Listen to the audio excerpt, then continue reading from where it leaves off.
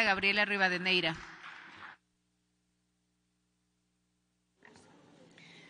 Gracias, un saludo muy especial a todas y todos en esta tarde. Quiero empezar mi intervención felicitando la organización de los estudiantes universitarios públicos y privados que en esta mañana se movilizaron hasta llegar a esta Asamblea Nacional. Lastimosamente, cuando llegaron no solo encontraron una puerta cerrada, sino encontraron la represión de la Policía Nacional. Queremos solidarizarnos con los estudiantes, los presidentes de las federaciones de universitarios públicos y privados por ese esfuerzo organizativo y por continuar en la lucha. Porque así como ellos, la mañana de hoy, hace 100 años, en 1918, el movimiento de proyección latinoamericana se dio y arrancó con la democratización universitaria en la Universidad Nacional de Córdoba, en Argentina.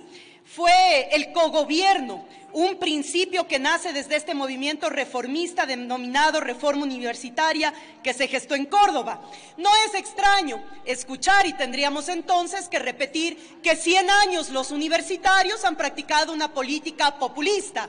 No, señores legisladores, eso no es populismo, eso es organización para reclamar la exigencia de los derechos por la educación universitaria. 100 años de avances en política universitaria y no podemos hoy venirnos acá a dar el lujo, peor, en el Palacio Legislativo, de pensar siquiera en regresión de derechos que han sido ganados por los estudiantes universitarios durante todas estas décadas. Por lo tanto, rechazamos tajantemente esas expresiones vertidas en este pleno sobre igualar el populismo, que todos lo rechazamos, con una organización de base que esperemos que cada vez sea más fuerte desde los universitarios para la exigencia de esos derechos. ¿Cuáles eran los dos objetivos fundamentales que se plantearon entonces en esa época para propiciar el cogobierno?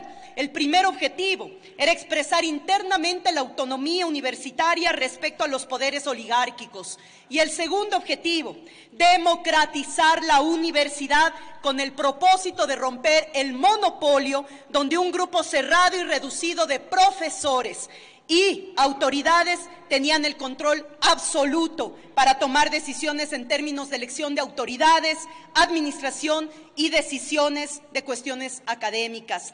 Por eso, yo creo que es pertinente, y lo hemos hecho también desde los sectores universitarios, y acogemos esa solicitud de estos sectores de rechazar la propuesta del Consejo de Regentes, porque sin duda alguna vulnera el principio de cogobierno universitario y generan retroceso en relación a las conquistas universitarias. Se retrocede al permitir que un nuevo Consejo de Notables elija las autoridades de sus universidades cuando estamos hablando de las universidades privadas. En cuanto al porcentaje de cogobierno, los estudiantes han sido absolutamente claros y no están, por supuesto, ahí solamente para madurar académica y profesionalmente, sino también para madurar políticamente. Por eso es fundamental la participación de los estudiantes en el cogobierno. Y ellos lo han dicho, el 30% con voz y con voto dentro de las decisiones de cogobierno. Eso también nos permite principios de igualdad, de representación y de no discriminación. Además, debemos permitir que los estudiantes que deseen representar a su colectivo no sean limitados al respecto de calificaciones de su trayectoria académica, porque ese también sería un criterio restrictivo en su participación. El mismo criterio debe tenerse respecto a la representación de los estudiantes en el Consejo de Educación Superior, con derecho a voz y voto, uno por universidades públicas, privadas, de posgrado, escuelas politécnicas e institutos técnicos, designado por concurso público, esto para responder a la diversidad de la educación superior. Es fundamental recalcar los avances en políticas de género, y yo me refiero a una en especial. La mayor parte de deserciones de mujeres del sistema universitario son aquellas madres solteras que no tienen el apoyo necesario para continuar sus estudios.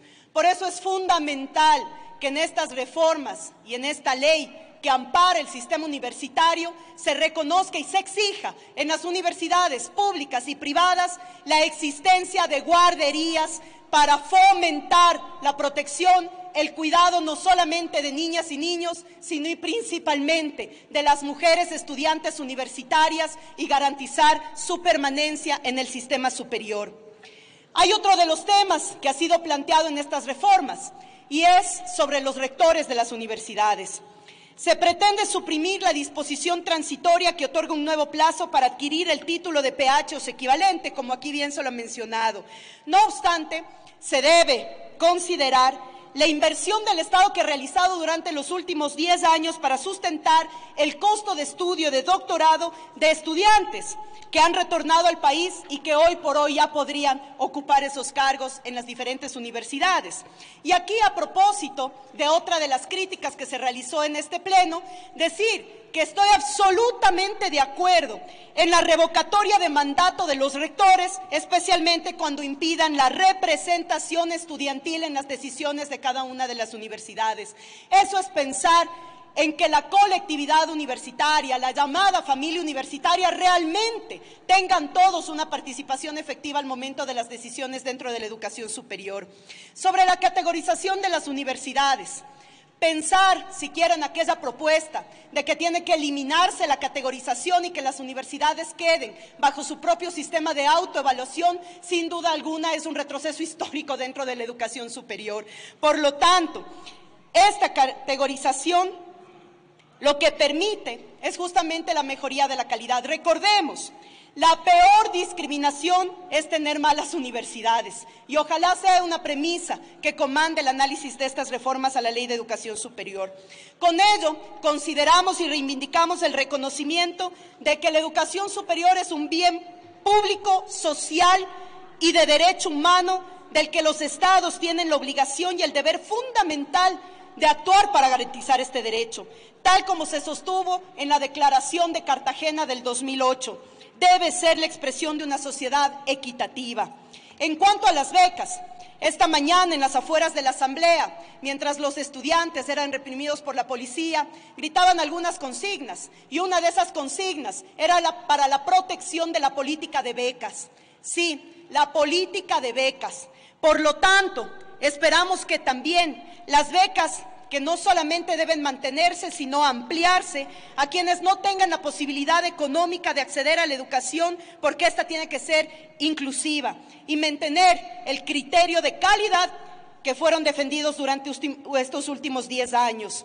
Ecuador fue el país de América Latina que más recursos económicos destinó a la educación superior.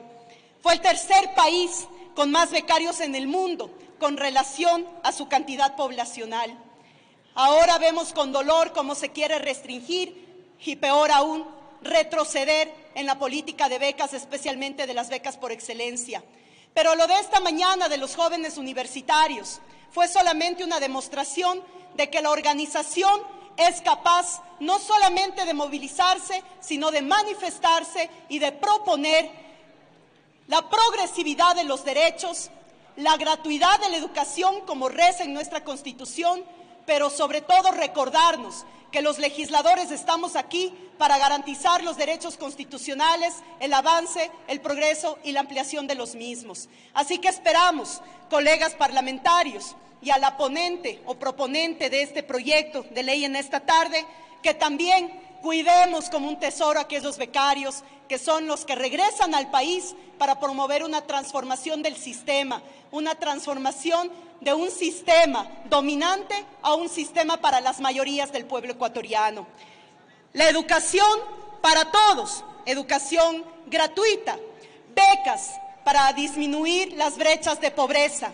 Bien lo decían, y termino con esta frase, aquellos países que buscan la mejoría, mejorar sus condiciones de vida. Los países que buscan los proyectos del buen vivir son los países que tienen 3 prioridades: educación, educación y educación, porque solo la educación permite a sus pueblos tener condiciones para salir de la pobreza. Gracias, presidenta.